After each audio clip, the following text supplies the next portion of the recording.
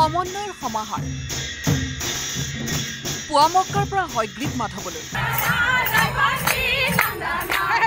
একে সুৰতে যেন মিলিছে সুৰ একে ৰাগতে যেন পৰে পৰাণ জোৰ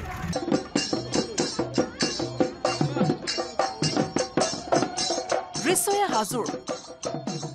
সমন্বয়ৰ বাৰ্তাৰে আৰম্ভ হ'ল মণিকোট উৎসৱ হাজো আঞ্চলিক ছাত্ৰ সন্থাৰ এয়া বৰেণ্য আয়োজন পুৱামক্কাৰ দৰগাহ শ্বৰীফৰ মূল তোৰণৰ পৰা হয়গ্ৰীৱ মাধৱ মন্দিৰলৈ ওলাল সমন্বয় শোভাযাত্ৰা জাতি জনগোষ্ঠীৰ বিভিন্ন সংস্কৃতিৰ অপূৰ্ব সুৰৰ যেন এয়া মহামেলা বাবৰি মছজিদ ধ্বংসৰ পাছত দেশত সৃষ্ট ভাতৃঘাতী সংঘৰ্ষৰ ভয়াৱহ পৰিৱেশৰ পাছৰে পৰাই হাজো আছুৰ এই আয়োজন প্ৰতি বছৰে পহিলা মাঘৰ দিনা আয়োজিত হয় মণিকোট উৎসৱ একে সময়তে উলিওৱা হয় সমন্বয় শোভাযাত্ৰা পঞ্চতীৰ্থৰ দলৈ শিৱপ্ৰসাদ শৰ্মা আৰু পুৱামক্কা দৰগাহ শ্বৰীফৰ খাদিম আলহাজ ফৰিদ আলীয়ে কৰে পতাকাৰ আদান প্ৰদান সকলোৰে সন্মুখত কৰিলে উষ্ণ আলিংগন তাৰ পাছতে আৰম্ভ হ'ল সমন্বয়ৰ মধুৰ যাত্ৰা বাৰে বৰণীয়া শোভাযাত্ৰাত চামিল হ'ল ভিন্ন ক্ষেত্ৰৰ বিভিন্নজন কণ্ঠশিল্পী দীক্ষু দীপ্লিনা খগেন গগৈকে প্ৰমুখ কৰি বহুকেইজন গায়ক অভিনেতায়ো ভাগ ল'লে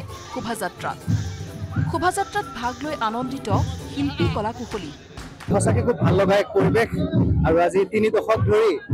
যি এই ঐক্যতা সমন্বয়ৰ যি এক নিদৰ্শন চলি আছে নিৰৱচ্ছিন্নভাৱে সঁচাকৈ উল্লেখনীয় আমাৰ কোনো জাতি কুল ধৰ্ম নোহোৱাকৈ সকলো ইয়াত লগ হৈছে বিহুৰ বতৰত একগোট হৈছে গতিকে ইয়াতকৈ আৰু ভাল কথা কি হ'ব পাৰে গতিকে অতি ভাল লাগিছে মোৰ যাত্ৰাত মই কেইবাবাৰো আগতে অংশগ্ৰহণ কৰিছোঁ এইবাৰ চাগে মই পঞ্চমবাৰ বাবে আহিছোঁ